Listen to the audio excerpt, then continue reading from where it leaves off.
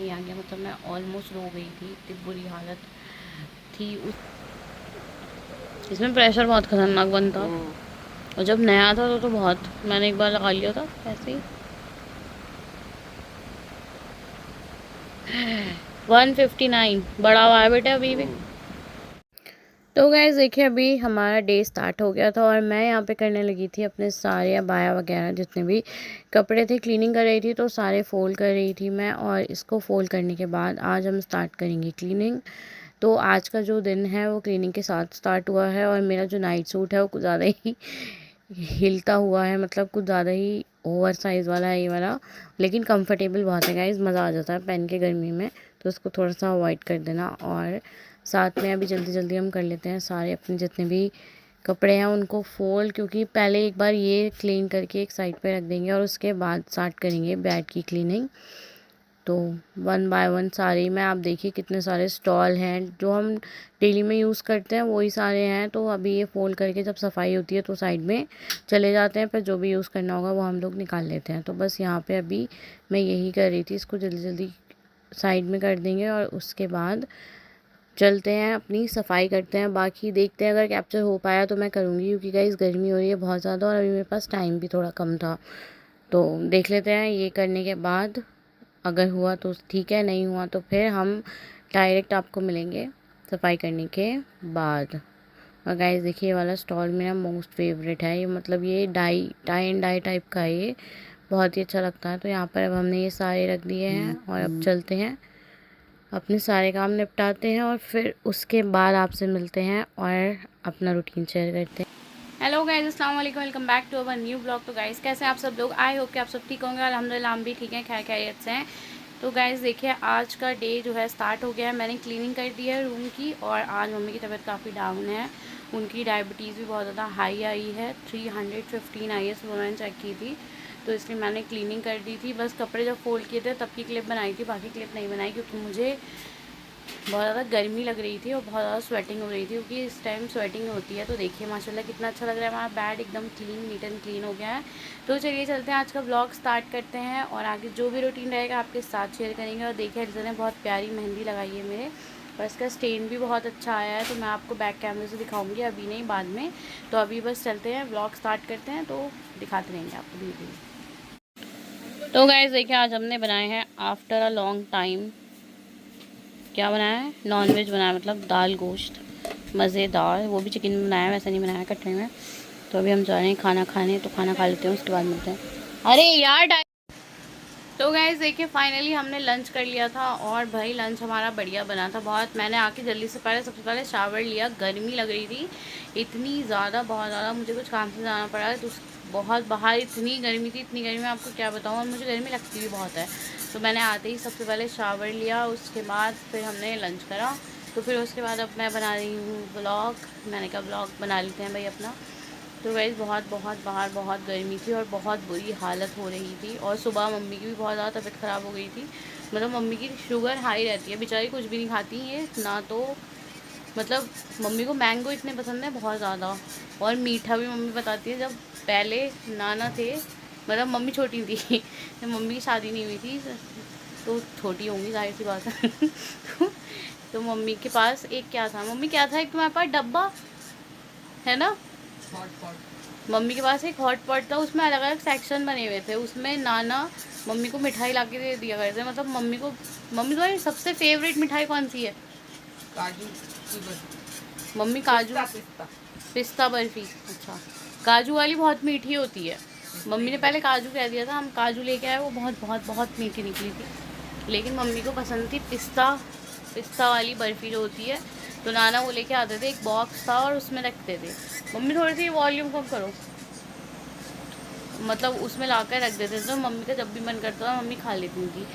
तो मम्मी को मीठा इतना पसंद था, आप खुद सोचो। और बेचारी अब मीठा नहीं खा पाती, क्योंकि डायबिटीज़ है। ना ही आम खाती, कुछ भी नहीं खाती उसके बाद भी। और टैबलेट भी 2 टाइम देती है मम्मी, मॉर्निंग में और इवनिंग में, फिर भी डायबिटीज़ बढ़ी हुई है। और आजकल तो बीपी भी बहुत बढ़ा हुआ आ रहा है, पता नहीं क्यों आ रहा है बीपी बढ़ा हुआ, क्यों आ रहा है भाई तुम्हारा, पता नहीं मम्मी को क्या टेंशन है, समझ नहीं आ रही कहानी।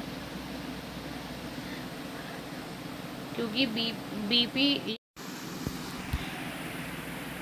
तो गाइस मम्मी का बीपी भी बहुत ज़्यादा मतलब बढ़ा हुआ आ रहा था। फिर मैंने मम्मी को टैबलेट ला कर दी बीपी की। वैसे मम्मी पहले खा लेती थी, लेकिन अब क्या कहते हैं कुछ टाइम से नहीं खा रही थी, क्योंकि डॉक्टर ने कहा था कि जब बीपी बढ़े तभी खाना, वरना मतलब डेली नहीं खाते हो, बस ऐसी डायबिटीज़ की टैबलेट होती है। तो वो ला के दी, तो वो भी बहुत नहीं। हाँ, तो जब बड़ी भी होती है तभी तो खाते हैं। नहीं, परमानेंट खानी होती है, बड़ी भी रहती है। मम्मी की बड़ी रहती है, लेकिन हाँ बीपी का तो यही रहता है कि अगर बढ़े तब खा लो, वरना मत खाओ। लेकिन कुछ लोग ऐसे होते हैं इनका हमेशा हाई रहता है, कुछ का लो हो जाता है, मम्मी का तो हाई रहता है। तो पता नहीं क्या ही प्रॉब्लम है। सब कुछ परहेज वरहेज सब कर रहे हैं, फिर भी तबीयत ठीक नहीं हो रही। और गाइस देखिए मेहंदी का स्टेन अच्छा आया है। अलीजा ने लगाई थी, मैं ऐसा लग रहा है आशीर्वाद दे रही हूँ आपको, आशीर्वाद तो अलीजा ने रात लगाई थी मुझे, नहीं लगाई थी मतलब, तो मैंने ये रात ही छुटा दी थी, क्योंकि मैं मम्मी के लिए और ज़्यादा चली गई थी। उसमें आधी तो ऐसे ही छुट गई थी, क्योंकि मैं चॉपिंग कर रही थी टमाटो, तो आधी छुट गई थी, तो फिर मैंने और भी छुटा दी। तो यहाँ पे स्टेन देखिए, बहुत ही अच्छा स्टेन आया है इसका, फिर भी मतलब फ़ोन बहुत अच्छा था। तो अभी चलते हैं, चल कर मम्मी का बीपी दोबारा से चेक करते हैं, देखते हैं अब क्या कंडीशन है। मम्मी आज गोली खाई थी बीपी की? खाई थी। तो चलो देखते हैं अब क्या हालात हैं। उठाते हैं बीपी इंस्ट्रूमेंट और करते हैं टेस्ट। कल भी खाई गोली, परसों 2 खाई थी, आज भी खाई। अच्छी बात है अगर कम आता तो गाइस देखिए यहाँ पर हम लगा रहे हैं बैटरीज की सेल जो होते हैं, हम निकाल के रख देते हैं, क्योंकि इस पर जंक आ जाती है, जंक। और ये बीपी इंस्ट्रूमेंट अगर किसी को मंगाना हो तो मंगा लेना, माशाल्लाह इसका रिज़ल्ट बहुत अच्छा है। ये देखिए, ये है ब्रांड, बिना पैसे लिए ब्रांड की प्रमोशन कर रही हूँ। तो ये पिला देते हैं मम्मी को, उसके बाद नहीं। मम्मी पहनो हाथ में।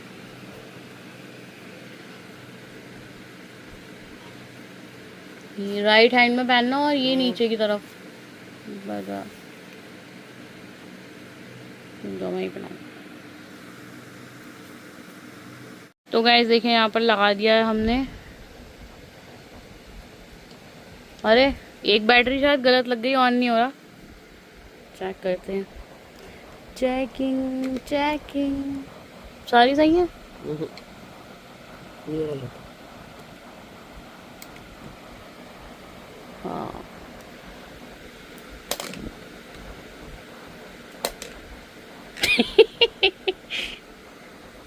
हो गया। तूने तो सब गलत कर दिया। नहीं यार हमने और कुछ देखो, तेरे में तो सही भी है, देखो सही तो लगी हुई थी, इस साइड से तो लगती है।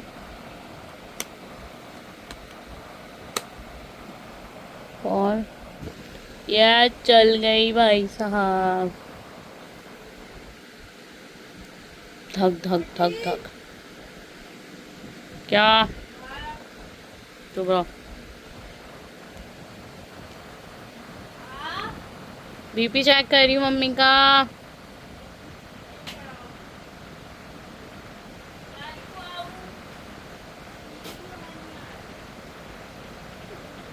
इसमें प्रेशर बहुत खतरनाक बनता, और जब नया था तो बहुत, मैंने एक बार लगा लिया था ऐसे ही। 159 बड़ा हुआ है बेटा अभी भी। तो गैस देखिए अभी हो गई है रात, और मतलब लास्ट मैंने बीपी मम्मी का टेस्ट किया था, उसके बाद मैं स्क्रॉल कर रही थी इंस्टाग्राम, तो गैस उसके मेरे सामने एक न्यूज़ आई जो कि बहुत ज़्यादा ख़तरनाक थी, और वो देख के तो मुझे रोना ही आ गया। मतलब मैं ऑलमोस्ट रो गई थी, इतनी बुरी हालत थी उस न्यूज़ की। मतलब मैं आपको क्या बताऊँ कि लोग इतने ज़्यादा बुरे हो गए हैं, मतलब बहुत ज़्यादा बुरे, समझ में नहीं आता। इंसान इंसान नहीं है, हैवान हो गए हैं। मतलब इंसानों में इंसान कहीं बचा ही नहीं है। बताइए, आपने शायद आप लोगों ने भी देखी होगी वो न्यूज़ जो कि जिसकी मैं बात कर रही हूँ। तो वो न्यूज़ जो थी भाई, 1.5 साल की मतलब बच्ची, और उसके साथ इतना गलत करा, इतना गलत। और वो भी एक 17 साल का बच्चा ही है, मतलब कोई इतना बड़ा नहीं है। 17 साल में एज इतनी नहीं होती इंसान की, और वो इतना ज़्यादा ख़तरनाक है ना, उसकी फेस से ऐसा लग रहा है कि वो पहले भी और भी ज़्यादा मतलब हरकतें कर चुका होगा। अब आप ये बताओ कि 1.5 साल की बच्ची जो है, क्या वो गलत कपड़े पहन रही होगी, क्या वो छोटे कपड़े पहन रही होगी, क्या उसने दुपट्टा नहीं ओढ़ा हुआ होगा, क्या उसने खुद को कवर नहीं रखा होगा, ऐसा कुछ होगा।